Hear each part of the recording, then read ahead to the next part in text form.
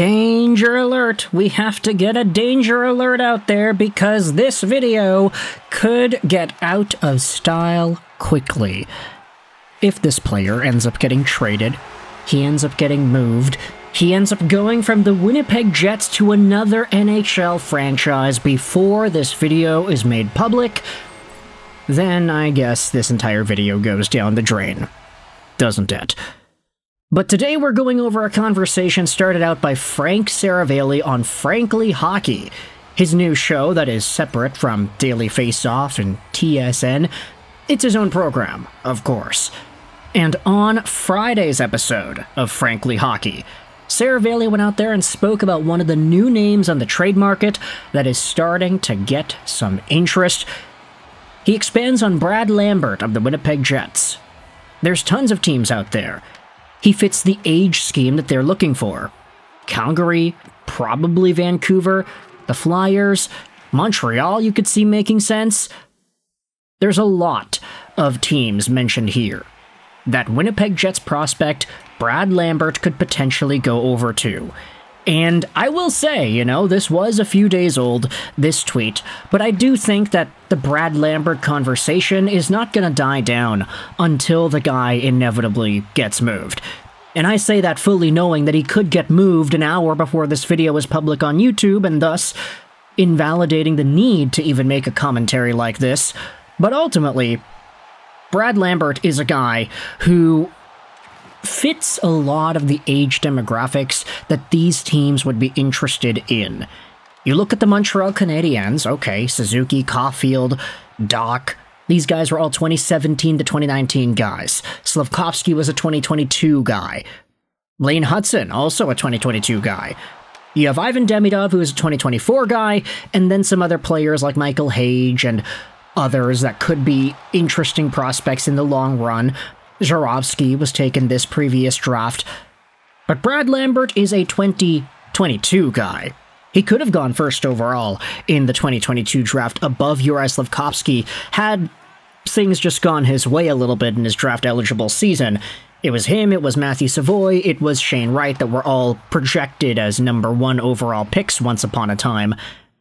But ultimately, Brad Lambert, we already spoke about this and more in our prior commentary discussing him and his path. Brad Lambert was not able to live up to the hype of his late 2010s years, where he was going out there amongst U20 Junior Finnish Liga competition and just absolutely dominating. He went out there and did some incredible work in the tournaments that he was playing, the World Juniors and otherwise, but his draft-eligible campaign wasn't really the best, and it's why Brad Lambert slipped from being a potential first overall top 5 guy to getting taken all the way in the 30th overall spot by the Winnipeg Jets.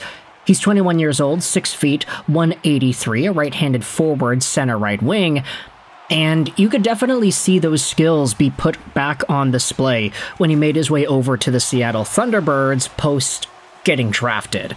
38 points, 26 games played, and 26 points in 17 playoff games. Unfortunately, he didn't really produce too much at the World Juniors that year. His most productive World Junior campaign, oddly enough, was when he was 17 years old. His 18 and 19-year-old World Junior numbers were not that great in comparison. He had half the points. But ultimately, Brad Lambert, you could definitely see why this guy was so highly touted. He flies up and down the ice with perfect skating posture, ample flexibility through his ankles, knees, and hips, and a stable upper body. His top hand is pushed out, free from his torso, and he cradles the puck at the heel of his blade with quickness and precision that most players can't match. Here are some of the other scouting reports. Some of these are from 2019, 2 years, 3 years before he was drafted. He's a dynamic offensive threat, combining high-end skating and excellent handling and dual threat capabilities. He can skate and stick handle so well that he can find his way around older opponents with regularity. I was born in Finland and only played in Canada for 1 year. Oh, that's a scouting report, eh? No, I think that's a comment from himself. Dynamic offensive player with great speed, very good offensive instincts, dangerous when given time and space with the puck. So obviously, just from the draft eligibility and the prospect profile, it was very clear that Lambert was a talented piece. And he started to show that off immediately in the AHL, getting 55 points in 64 games in his first full year with the Manitoba Moose. Continue that on to this previous season where he had 35 points in 61 games, a decline, and it was a minus 30. And then this season, he's got 0 points in 4 Manitoba Moose games. He had scored his first NHL goal earlier this year, though, against Pittsburgh, which was great, but he was getting like 7, 8, 9 minutes a night, so it wasn't really all too consistent for him.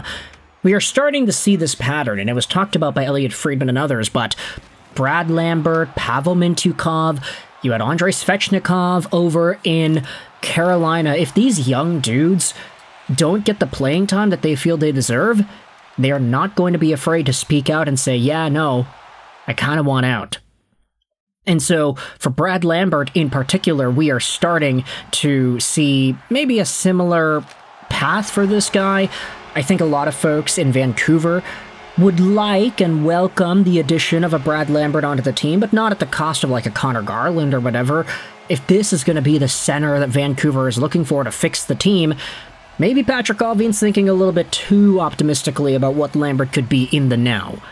If you're a team like Calgary, though, or Montreal that wants to give a young guy the space and the development time to become better, then maybe this would be a really interesting addition.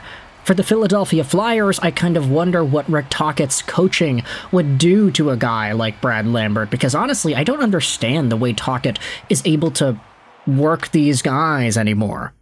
It's easy to cut and paste the expectations and the patterns from what he did in Vancouver onto what the Flyers are doing now, but Rick Tocchet was able to turn Trevor Zegras into a star again, and Matvei Michkov is looking totally down in the dumps, so I kind of have no idea what happens there.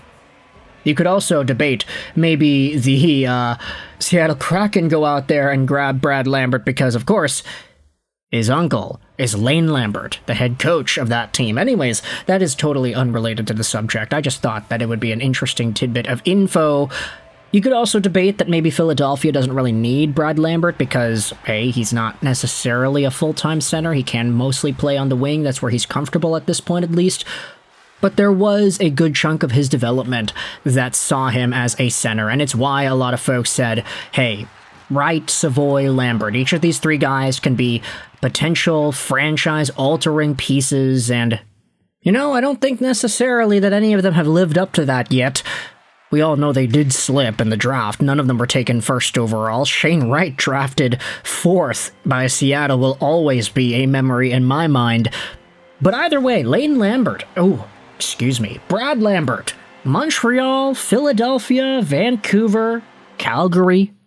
Could there be some sort of a bidding war for this dude? If he's already traded by the time this video is uploaded, then hey, I apologize for that, but let me know your thoughts in the comment section below. How do you feel about Brad Lambert and his potential heading into the future, and which of these 4 teams do you think is the most appropriate to go out there and acquire him in a trade? Let me know in the comments all your opinions. I hope you enjoyed this video. Sign on, and bye.